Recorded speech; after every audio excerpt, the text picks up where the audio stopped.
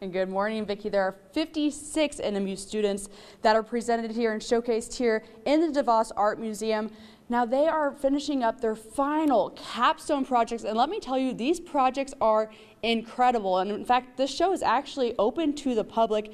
Their final closing reception is on Friday between 7 and 9. Awards will be presented there sometime within those time limits as well. But this morning, I'm going to be speaking with two different seniors, and let me just say, hold on to your hats because it's about to blow you away. These presentations, these projects are incredible, so stay with us. Reporting live in Marquette, Ansley Watson, TV6 News. Sounds great. Thank you very much, Ansley. It's amazing. After, they get some of those ideas generated, really, it's just a matter of putting it all into place, and they are amazing. So, welcome back. The 2017 Winter Senior Exhibition is in its final week for NMU Art and Design students. They're completing up their last projects, and the DeVos Art Museum is hosting them.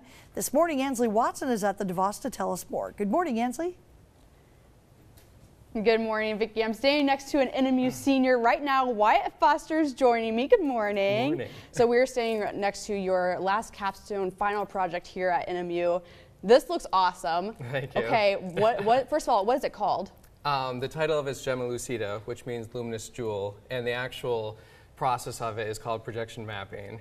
So what is your major is digital cinema. It is. What was your inspiration to do this project then? I know coming into this class, I knew I wanted to stray away from the TV, just because I wanted to create like a 360 experience that not many people have ever come across of, and so that's what really inspired this whole entire process, and knowing that projection mapping is such a relatively new area within, electronic and digital kind of stuff. I really wanted to push that and push myself and see how I could make it work, and thankfully it worked out, and I'm really happy with it. So talk about the process then. What did you do? How did you start this?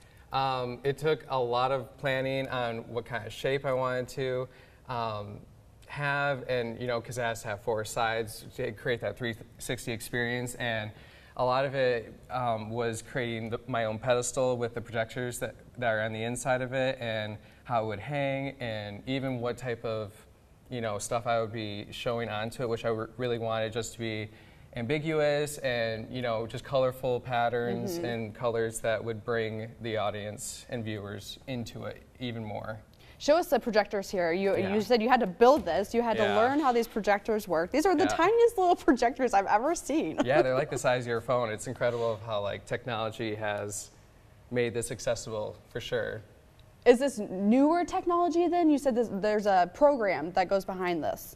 Yeah, a lot of this stuff is being now used in concerts, sporting events. So and even as marketing strategies, people are starting to use it in window fronts. When it's darker and they just leave it on even when the store hours are closed, and people see this bright luminous thing shining, and they get drawn into it, whether they're using logos or any other new apparel or anything. So it's really cool to see how technology is letting us be able to do this kind of stuff. Have you been in here when people have gotten to see your project? Yeah, what have been some of the reactions? It's been interesting to see. A lot of them don't even know where the actual stuff is coming from, where they don't realize that there's projectors in here. A lot of them think that it's coming from internal within the actual shape. Okay. And so it's been interesting. I've heard that it looks like a Sims thing, above the heads, which is kind of funny, but yeah. It does look futuristic in a sense. Yeah, I've always,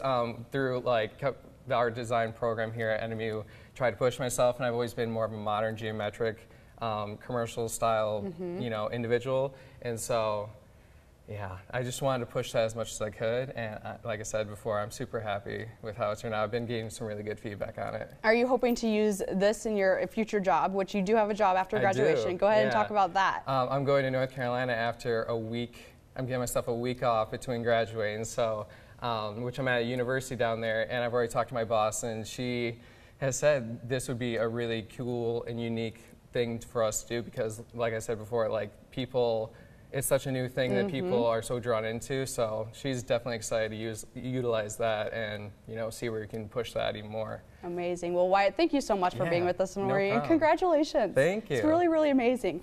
Reporting live in Marquette, Ansley Watson, TV6 News. All right, thank you very much, Ansley. That's a very cool project.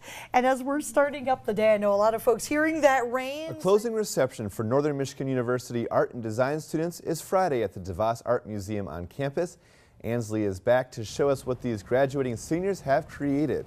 Good morning, Ansley. Good morning, Andrew. Yes, I'm joined by another NMU senior. This is Jamie Alberta. Good morning. Good morning. So what's your major?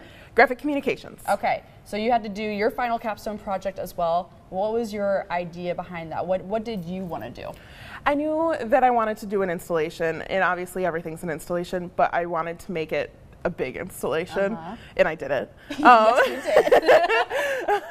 did. So I had a play on fortune cookie slips. So instead of my fortunes, I had all of my little misfortunes that I think are going to happen in my life, but won't. Interesting. Yeah. Okay, so as we look at it here, first of all, how did you even put this together? Yeah, it took me about 2 weeks to come up with all of my little thoughts and quirks in my head. And then once I did, I made a digital file. I was very lucky. I had a friend that helped me cut.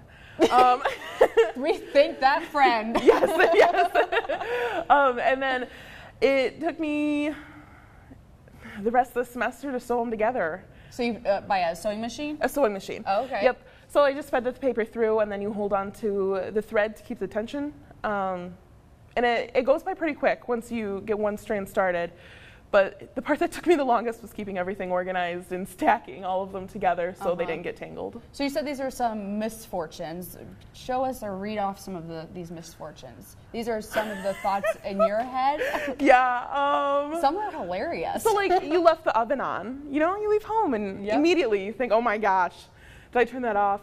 This one's funny, and I don't know why it should not be a fear, but while shaving your legs, you'll slip and shave an eyebrow off. Every time. I always have to like super concentrate to make sure that it doesn't happen. This one, you'll never finish this installation.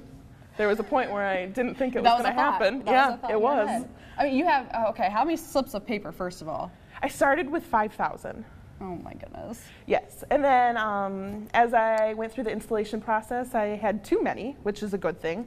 And had to cut a few off, so I'm down to like 4,500. Now, as we can see, I think John just showed it. There's one slip that's just pure blue. Yes. And what does that one say? Everything is going to be okay. And what does that mean? It's the one thought that I always go back to. I'll have these like little thoughts in my head, and it's the thing that keeps me grounded and keeps me going, because I know these aren't going to happen, and everything is going to be okay, even if it does happen. Yeah. What I love about this is so obviously relatable, and yes. It's just like I said, there's some serious thoughts in here, there's some goofy thoughts in here, but it's thoughts that everybody probably thinks of at some point in their life. And so for you to sit down and think of all these things, first of all, is incredible. It's amazing. Thank you. So, I mean, I know you don't know how much time went into this. Yeah. But try to summarize, how long did it take you to do this project? Oh my gosh. Would it be weeks maybe, or? 100 hours plus. Yeah. Weeks. It was a lot of work. Yeah, it was a lot of work. And it was a lot of time, and it was a lot of taking breaks, because it was the same task over and over again. Are you proud of yourself? I'm so proud of myself. It looks so good. It does. It looks brilliant. Yeah. So people can actually come and see this. Give us details of this week and the closing reception. Yeah, so the closing reception is this Friday from 7 to 9 p.m. Awards are given at 8 o'clock, and it is bronze, silver, and gold. Ooh, do you want a place? I'm sure that you want a place. Yes. Obviously. Silly question. What was I thinking?